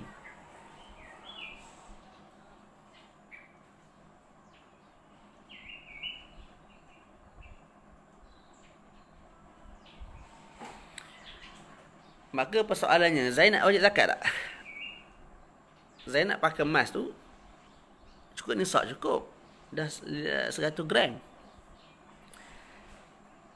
Kita sebut walaupun Zainab pakai emas tu harus dipakai mana hal mubah lah. Zainab wajib zakat. Sebab apa? Tak cukup syarat yang pertama. Kamu, wahai Zainab, kamu tak tahu itu yang harta tu milik kamu. Kamu tahu selepas tahun. Maknanya selepas tahun barulah kamu tahu mak kamu mati, dan barulah kamu tahu emas yang ada kat tangan tu sebenarnya milik aku. Sebab boleh tak? Sebab tak ada orang lain dah yang mewarisi kecuali aku. Jadi sebenarnya setahun dah aku pakai milik aku sendiri. Tak, kita sebut wajib zakat. Kita sebut apa? Wajib zakat. Kalau tahu tu milik kamu, barulah tak wajib zakat. Maknanya tahun yang berikutnya tak wajib zakat lah. Tapi tahun yang dia pakai setahun tu, yang dia tak tahu telah berpindah milik kepada diri dia, yang tu kena zakat lah. Tu bolak-bolak sekali ayat musing. Yang kedua, syarat yang kedua, an la yaqsida kanzah, tidak niat untuk simpan. Maknanya tidak niat untuk simpan dan jual satu masa nanti untuk dapatkan duit. Hari ni ada orang perempuan, contoh mak saya sendiri ada simpan emas 2-3 keping, ataupun orang lain lah ada simpan emas. Dia simpan emas tu untuk apa? Untuk dia jual nanti bila dah harga naik. Tu. Ketika itu wajib zakat. Maknanya harta yang orang perempuan hari ni beli dan simpan di syarikat-syarikat tertentu, Golden Gold ke apa semua tu, tak, itu wajib zakat. Kalau cukup syarat lah. Cukup 85 gram. Okay. Yang ketiga, Allah yang kasir, tidak rosak. Tidak rosak. Kalau rosak, wajib zakat tak? Maka kita sebut ada perincian. Kalau rosak, tapi masih boleh dipakai dalam keadaan dia tu sedang rosak, wajib zakat. Ketika itu tak wajib zakat. Ketika itu tak wajib zakat. Boleh? Jadi syarat ketiga untuk dikatakan tidak wajib zakat kepada harta yang holi mubah ni, ialah harta tu tidak rosak. Emas itu tidak rosak. Contoh kita sebut gelang. Gelang tu tidak rosak. Boleh? Kalau gelang tu rosak, wajib zakat tak? Tengok. Kalau gelang tu rosak, contoh gelang tu, ni gelang terputus, tapi masih kekal boleh dipakai dalam keadaan terputus. Orang tak nampak pun dia terputus sebenarnya. Tak? Maka ketika itu tak wajib zakat jugalah. Sama ada pemilik tu niat untuk baiki nanti ataupun dia tak niat pun nak baiki. Dia kata boleh je pakai, malah aku baiki kau kena pula 300 400. Pakai gitu je lah. Kita sebut tak wajib zakat. Ataupun dia niat nanti lepas dapat duit gaji nanti akhir bulan dia nak baiki, juga wajib zakat. Juga tidak wajib zakat. Kalau tak boleh guna, mana rosak tu rosak teruk lah, tak boleh guna dah emas tu, nak pakai kat tangan tak lepas dah, maka ada dua perincian. Kalau pemilik dia niat untuk baiki, Dan baiki tu boleh dibaiki tanpa kita kena hancurkan balik emas. Kan gelang boleh dibaiki tanpa kita perlu hancurkan balik emas tu dengan api. Contoh, bila dia patah sikit, kita tambah lah emas sikit tengah tu supaya bercantum balik. Ataupun besi ke apa supaya bercantum balik. Mana tak perlu kita hancurkan balik emas, lepas tu bentuk balik emas, bentuk balik gelang. Tak, ketika itu juga tidak wajib zakat. Tapi kalau emas tu rosak, gelang tu rosak, dan dia tidak ada niat pun nak baiki, gelang tu rosak dan dia tak boleh pakai, dan dia tidak ada niat untuk baiki, ketika itu wajib zakat. Ataupun dia ada niat untuk baiki, tapi baiki tu tak boleh dilaksanakan, melainkan kena hancurkan dulu gelang tu. Gelang tu kena tukar menjadi cecair emas, lepas tu barulah bentuk gelang balik. Ketika itu juga wajib zakat. Jadi kesimpulan dia, kita sebut syarat yang ketiga nak wajib zakat pada harta, iaitu emas dan perak ni, mestilah emas dan perak tu ghairu huliyin mubah. Boleh? Kalau huli mubah, maka tak wajib zakat. Tak wajib zakat pada huli mubah itu pula mesti cukup 3 syarat. Pertama, mesti pemilik tu, contoh Zainab, dia tahu emas yang dia pakai tu milik dia, dan dia tidak berniat untuk jual satu hari nanti untuk dapatkan nilai. Tak ada niat lagu tu. Yang ketiga, emas tu tak rosak. Emas tu tidak rosak. Gelang tu tidak patah dan sebagainya. Kalau patah, maka perincian telah kita terangkan. Boleh? Okey. Jadi bila kita sebut kaunuhuma ghaira huliyin mubah, keadaan emas dan perak itu bukanlah, ini syarat untuk wajib zakat kan. Jadi keadaan emas dan perak itu bukanlah huli mubah. Kalau huli mubah tak wajib zakat. Maka difahami kat situ apa? Ada huli mubah, ada huli yang muharram, ada huli yang makruh. Yang tak wajib zakat hanya huliyul mubah. Apa huliyul mubah? Al-huliyul mubah ialah huli, iaitu perhiasan yang diizinkan syarak untuk kita pakai ataupun untuk kita guna. Perempuan boleh pakai emas? Boleh, maka tak wajib zakat. Laki boleh pakai cincin perak? Boleh, maka tak wajib zakat. Okey. Sebab apa? Diizinkan oleh syarak, dibenarkan oleh syarak. Laki boleh pakai emas tak? Tak boleh. Tapi emas, kalau lelaki buat bisnes, contoh saya beli emas dalam 10 gelang, tak, saya tak pakai sebab pakai haram. Cuma saya buat sewa. Siapa nak kahwin boleh sewa dengan saya. Sehari saya letak dalam 300-400 contoh. Tak, maka ketika itu wajib tak saya zakat? Tak wajib. Sebab apa? Penggunaan saya itu mubah, harus. Sebab saya tak pakai. Kalau pakai jadi haram, maka wajib zakat. Sekarang ni saya sewakan saja, mubah, harus, syarat izinkan, maka tak wajib zakat. Walaupun banyak emas saya ada. Boleh? Okey.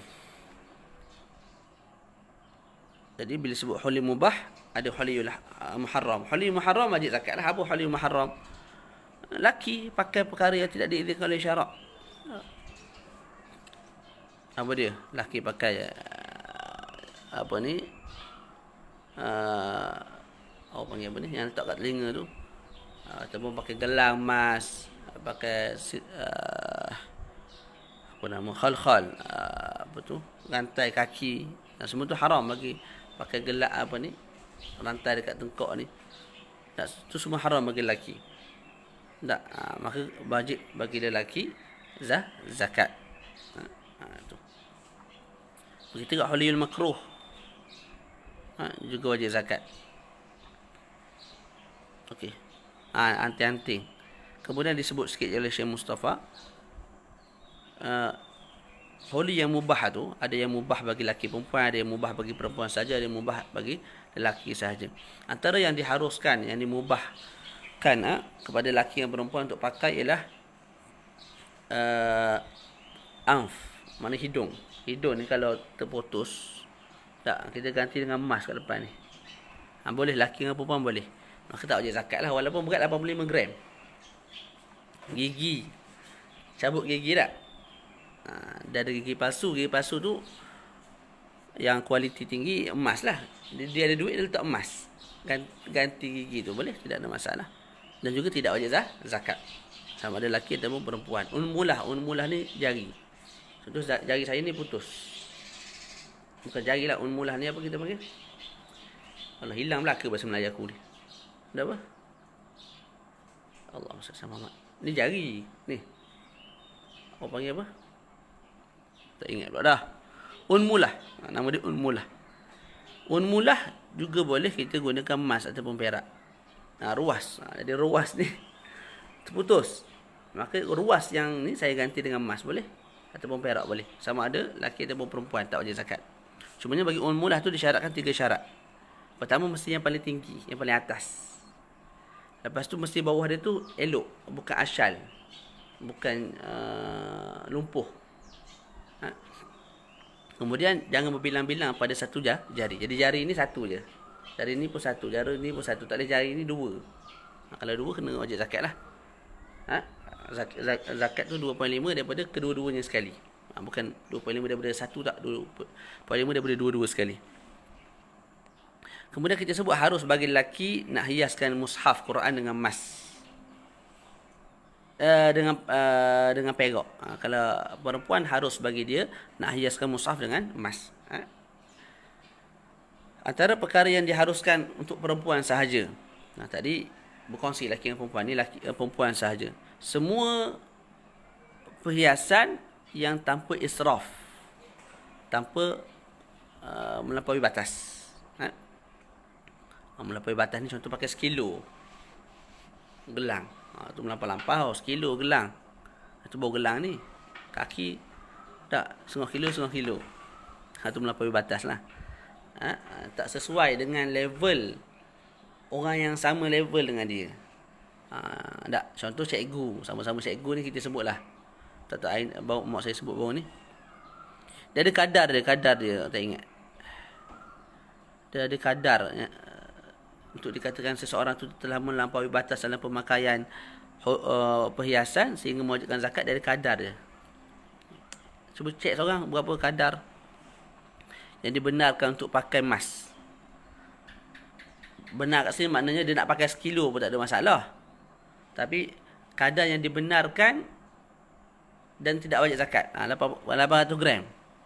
Jadi kalau pakai dalam 800 gram tak wajib zakat lagi. Lebih daripada kadar tu dia anggap sebagai israf.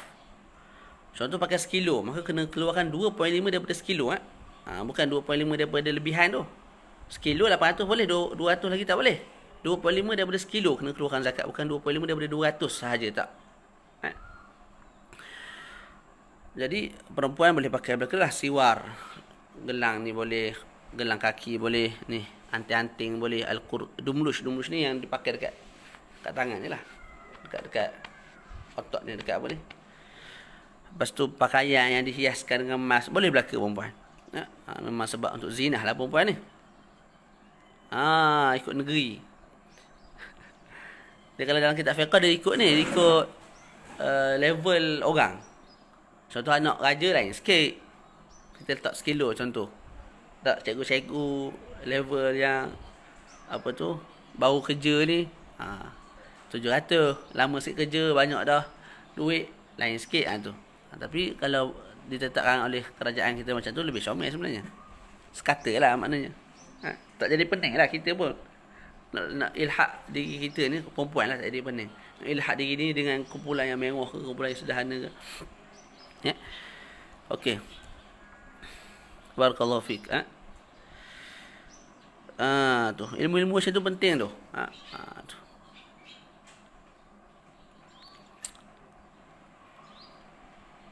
Kemudian yang dihalalkan bagi lelaki. Apa dia? Cincin daripada perak. Selain daripada tu haram. Gelang, rantai, anting-anting haram belaka. Pakai cincin je boleh daripada perak.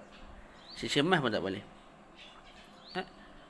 Cumanya janganlah pakai banyak. Lepas tu pakai jenis besar-besar macam orang tua tu. Atau betul ilm tak sesuai lah. 5 cincin pakai. Lepas tu ni warna mata dia tu. Pemata dia tu warna merah ni, warna hijau, warna kuning. Tu besar-besar pula. Huduh lah nampaknya. Penuntut ilmu biar pakai satu padang lah. Antara perkara yang diharuskan bagi lelaki perhiasan ialah alat-alat perang dia. Dia nak pergi perang, pedang dia, tak, baju besi dia tu dia hias dengan emas. Dia hias dengan perak. Emas tak boleh. Dia hias dengan perak boleh juga. Tapi bila israf, tanpa melampaui batas. Jadi emas dia apa tu? Alat panah dia, topi besi dia, khuf. Khuf ni Syekh Mustafa sebut bukan khuf yang macam kita bincang sebelum ni yang kita pakai kat kaki tu, tak. Khuf ni orang panggil pad tak? Apa nama? Yang letak dekat betih tu. Kalau orang bola tu kan letak kat betih tu kan. Tu. Itu khuf kat sini. Orang perang pun orang pakai tu.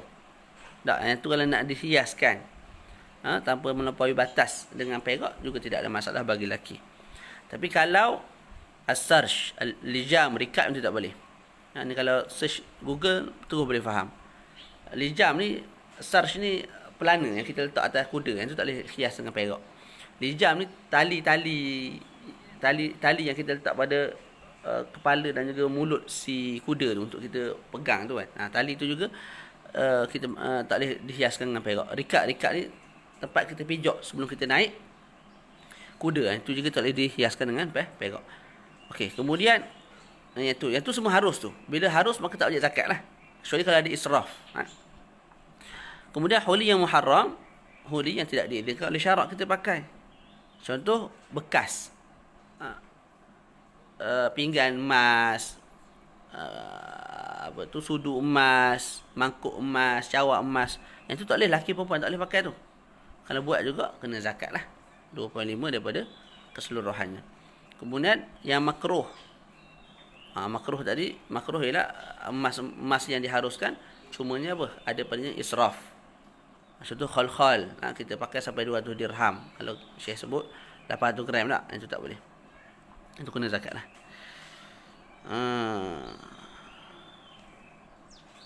Satu lagi. Saya nak habis 2 kali baca je ni. Bab zakat. Syaratu wujubi zakatil ma'asyarat. Syarat wajib zakat ma'asyarat, iaitu biji-bijian dan juga buah-buahan. Syaratu wujubi zakatil ma'asyarat wahia, saya sebut dulu. Ma'asyarat tu ialah ar-rutab wal 'inab. Rutab iaitu tamar, inab ni anggur. Kalau nak lebih tepat ialah anggur, rutab ni buah kurma yang masih basah. Tu. Yang tu tak wajib zakat. Yang wajib zakat ialah tambal yang dah kering. Yang dah kering ni bukan tidak ada air langsung. Maka mesti ada jual yang kering sungguh. Kalau balik anjing mampu. Tak, bukan yang tu. Yang sama kita makan kat Malaysia tu. Yang tu wajib zakat. Yang masih basah betul tak wajib zakat lagi. Inak ni pula anggur lah. Anggur bukan anggur yang masih basah tak. Anggur yang dah kering, iaitu dah jadi kismis. Yang tu wajib zakat. Jadi 2 buah aja. Jadi selain daripada tu apple ke, buah mango ke, buah bitikh, kumasra, semua tu tak wajib zakat. Wa ma yuqtatu hala al-ikhtiyar. Okey, ini dhabit bagi tumbuhan, bijian yang wajib kita zakat ialah mana-mana bijian yang yuqtat, yang dijadikan sebagai makanan asasi. Apa makna makanan asasi? Apa makna muqtat? Muqtat ni ialah makanan yang boleh membina badan manusia. Itu satu. Ataupun kita sebut huwa kullu ma yaqumu bihi badanul insan ghaliban. Makanan yang bila kita makan kita boleh bergerak lah, kita boleh jadi kuat. Ada tenaga untuk buat kerja tu. Tak. Contohlah kita makan buah saja. Semata-mata buah. Dia tak bagi energi. Sehari boleh mati makan buah saja. Tak mesti makan benda-benda yang gandum, nasi dan sebagainya. Jadi itu mana muqtat. Makanan-makanan yang badan manusia tu boleh tegak, boleh berisi, boleh naik bila kita makan ni. Boleh? Jadi benda makanan-makanan macam tu kena zakat lah. Apa dia contoh? Beras, gandum, zurrah iaitu jagung, syair, barley, hims. Hims ni boleh tengok dalam hims ni kadang silap saya tengok tadi. Apa nama? Kacang kuda. Adas. Andas tu boleh tengok, saya tak tahu benda bahasa Melayu. Full ni Mesir lah. Jadi selain daripada tu tak wajib zakat lah. Yang bukan muqtad tak wajib zakat. Contoh rempah ratus. Boleh makan rempah ratus saja. Mana tak makan nasi. Tak boleh. Boleh tu boleh, tapi badan kita tu tak gagah, tak kuat. Halbah. Halba tak? Halba. Tu bukan muqtad. Habatus sauda, kata habatus sauda tak boleh. Sim-sim, bijan yang tak terroti tu kan. Yang tu kalau kita makan tu saja tak boleh menguatkan badan. Jadi itu maksud ma yuqtad halatul ikhtiyar. Zuru' yang wajib kita zakat ialah zuru' yang satu ma yuqtad halatul ikhtiyar. Makanan asasi yang dimakan ketika mana sedang senang. Sedang apa? Sedang apa? Senang. Macam sekarang ni lah, kita senang, kita boleh pilih nak makan A ke makan B, maka kita makan yang A. Tu. Jadi kita sebut makanan-makanan yang kita makan, walaupun itu makanan asasi, tapi kita makan dia ketika waktu kita susah, tak ada pilihan lain baru kita makan. Yang tu tak wajib zakat. Contohnya macam peria, hanzal, rasul ni buah benda tau. Tengok dalam tu. Lepas tu turmus. Tu. Benda tengok tadi, turmus. Tirmis ke turmus? Dia biji kecil, dia macam biji kuaci tu. Tak tahu benda nama bahasa Melayu kita. Tu tak wajib zakat tu. Sebab apa? Walaupun dia tu yuqtad, makanan asasi lah. Maknanya bila makan tu badan kita boleh jadi kuat dan sebagainya. Tapi dia tu tidak dimakan ketika ikhtiar, ketika mana kita sedang senang. Malah kita makan ketika darurat sangat, tak ada makanan lain, barulah kita pakat ratuh benda tu. Boleh? Itu. Jadi dua sahaja perkara yang wajib kita zakat daripada ma'asyarat. Pertama, buah-buahan iaitu ar-rutab wal inab. Yang kedua ialah ma yuqtad halata al-ikhtiyar. Okey, syarat untuk wajib zakat bagi ma'asyarat ini ialah an-nisab. Cukup nisab. Berapa nisab? Wa huwa 5 awsuq. 5 awsuq. 5 awsuq. Satu wasak 60 gantang. 60 gantang. Jadi sebut 5 awsuq. Satu wasak 60 gantang. 60 darab 5, 300 gantang lah. 300 gantang. 300 gantang. Berat juga ni. Zaman moden dia sebut berapa? Kat 900 kilo jugalah. Tak. Lepas tu 5 awsuq itu pula ialah dengan kail. Sebab tu Syekh Mustafa tak sebut kilo kat sini. Sebab kita berdasarkan kail. Kail ni sukatan. Bukan berat. Okey, boleh. Beza tak sukatan dengan berat? Beza. Kita ada satu bekas tu kita letak dengan batu. Lepas tu kita ambil bekas yang sama, saiz yang sama, kita letak dengan tisu. Kan beza berat dia tu, walaupun dua-dua tu penuh. Satu dipenuhi oleh batu, satu lagi dipenuhi oleh tisu. Jadi berat beza-beza, tapi dia punya sukatan tu sama. Jadi kat sini berdasarkan sukatan, bukan berat. Tu. Cumanya hari ni ulama sebut juga berat tu sebagai ulama sebab nak permudahkan lah. Yang lebih tepat ialah aus. Kita guna sukatan, iaitu 5 ausuk. 5 ausuk tu pula kita timbang buah yang apa? Yang dah suci, yang dah dibersihkan daripada kulit dia, daripada dia punya rumput rampai dia, daripada tanah dan sebagainya. Contoh kita ambil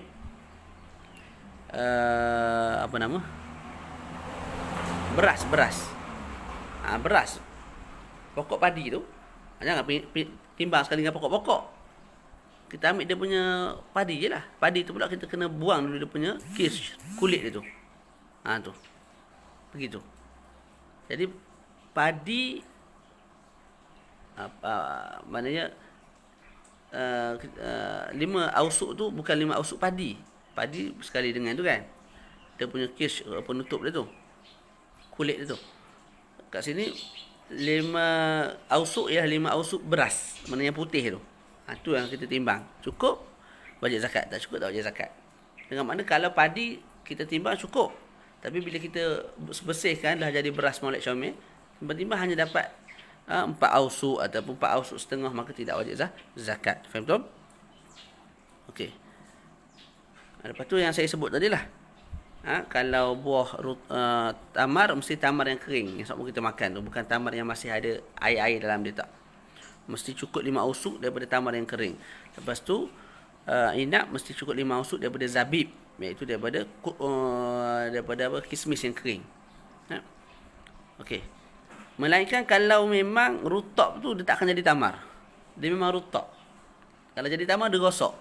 Maka kita timbang, kalau cukup 5 ausuk rutab tu kita keluarkan daripada situlah. Begitu juga kalau anggur. Ada anggur dia tak boleh jadi kismis. Kalau jadi kismis jadi rosak, maka kita timbang 5 ausuk tu ketika mana sedang jadi anggur, sedang dia tu anggur. Faham betul? Syarat yang kedua yang disebut oleh Syekh Mustafa, dia tambah kat sini, mestilah buah dan juga zuruk itu jenis tumbuhan, jenis buah yang manusia tanam. Jenis manusia tanam. Sekalipun tumbuhan itu tumbuh sendiri, ataupun tumbuh disebabkan dibawa oleh angin dan sebagainya. Yang penting jenis pokok tu, contoh pokok padi. Padi ni memang jenis kita yang tanam. Jadi kalau padi tu tumbuh sendiri ataupun dibawa oleh air dan sebagainya, kita sebut wajib zakat juga. Sebab apa? Jenis dia tu jenis yang manusia tanam. Tak. Maka kalau jenis pokok tu jenis pokok yang tidak manusia tanam, contoh pokok-pokok yang tumbuh di kampung-kampung, kita tak tanam pun dia tumbuh sendiri. Dia bukan jenis yang bukan pokok-pokok yang jenis manusia tanam, maka tak wajib zakat lah. Kemudian ketahuilah oleh kamu, wajib zakat ni pada tumbuhan dan juga pada buah-buahan ni, pada biji-bijian ni, tak wajib zakat. Kita panggil sebagai sabab wujub. Sababu wujubi zakat. Tak, bila mana bijian tu dah keras. Padi bila baru tumbuh tu kita picit dia hancur. Tak, tapi bila lama dah matang, kita picit dia tak hancur dah, sebab dah jadi beras, dah keras dah. Jadi sebab wujub bagi zakat padi tu bermula bila dia dah keras. Iaitu bermula bila mana dia dah sesuai untuk dimakan lah. Kalau bagi buah-buahan pula, bila dia dah terzahir salah dia. Terzahir salah ni, kalau buah tu jenis ada warna, dia berubah warna lah daripada hijau kepada warna yang boleh dimakan lah, warna kuning ke warna merah. Tak. Ataupun kalau pokok tu jenis buah tu tidak ada warna, contoh inap al-abyad, anggur yang putih. Dia tak ada warna, dia putih je warna dia. Jadi dia berubah daripada asalnya kering jadi berair sikit. Tak, mana dalam tu dah comel molek dah, kita picit pun dah berair, mana sesuai untuk dimakan lah. Ketika itu dah bertakluk dengan biji-bijian dan buah-buahan tu, wujubuz zakah. Cumanya kewajipan zakat itu la yastaqir, tidak tetap molek melainkan selepas dikeringkan, selepas dibersihkan. Dan juga tidak wajib kita keluarkan melainkan selepas dibersihkan. Jadi kesimpulan dia, kita ada dua benda lah. Sababu wujubi zakah. Yang kedua, wajib kita keluarkan zakat. Sebab wujubi zakah, bila mana biji-bijian kita panggil tumbuh-tumbuhan tu, mayuktat tu, dia dah keras. Macam apa nama tadi? Padi dah keras, dah jadi beras. Itu dah kita sebut dah in aqadas sababu wujubi zakat, dah terbentuknya sebab untuk wajib zakat. Tapi adakah wajib keluar zakat ketika itu juga? Tak. Wajib keluar zakat ketika mana dah kering molek, dah kita bersihkan molek, barulah kita wajib keluar zakat. Buah, tak. Anggur, bila mula-mula tumbuh, boleh makan tak? Tak boleh makan. Jadi belum lagi berlaku padanya sebab wujubi zakah. Bila dah comel molek dah bertukar warna kepada warna warna anggur lah. Tak. warna merah kehitam-hitaman gitu. Ketika itu kita sebut dah dan aqidu sababu wujubi zakah, telah terbentuknya pada buah-buah tu sebab wajib zakat. Wajib keluar ketika itu juga tidak. Keluar ketika mana dah kering menjadi kismis. Wallahu taala a'la wa a'lam bissawab. Selesai kat situ. Insya-Allah berapa jam? 9.20 lah. 7.40, 8.40. Sejam lebih saja. InsyaAllah lepas ni kita baca sekali majlis, satu majlis lagi, syarat wajib zakat tijarah. Dan kita habiskanlah sampailah masrafuz zakah. Kemudian terus kita masuk bab puasa. Wallahu a'lam bissawab. Ada soalan? Kita cuba baca dua kali ya. Nak habis cepat sikit kita ni. Faham tak? Hal min soal?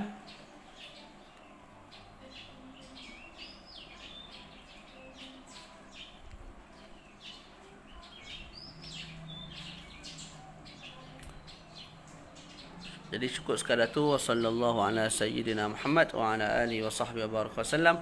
Alhamdulillahi rabbil alamin. Assalamualaikum warahmatullahi wabarakatuh.